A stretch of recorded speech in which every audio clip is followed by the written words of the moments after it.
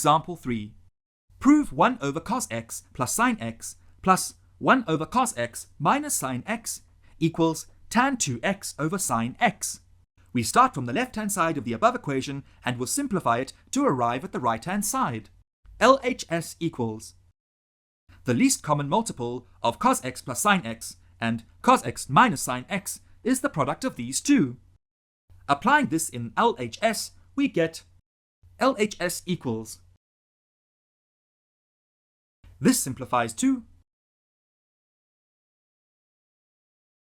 Recall that a square minus b square equals a minus b times a plus b. Applying this in the denominator, LHS equals 2 cos x over cos square x minus sin square x. We use the double angle identity for cosine. Cos 2x equals cos square x minus sin square x. Applying this in the denominator, we get LHS equals 2 cos x over cos 2x.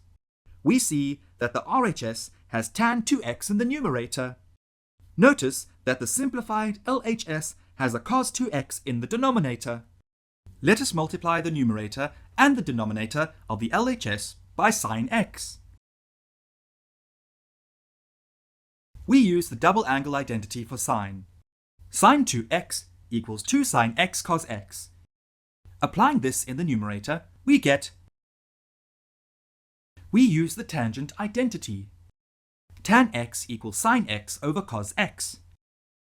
Applying this in the expression for the left-hand side, we get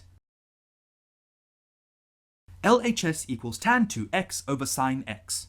This is equal to the right-hand side of the equation that we are required to prove. Thus, we get the required result.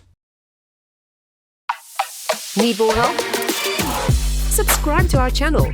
Can't wait that long? Ask Masky to help you and let the math finally start mathing.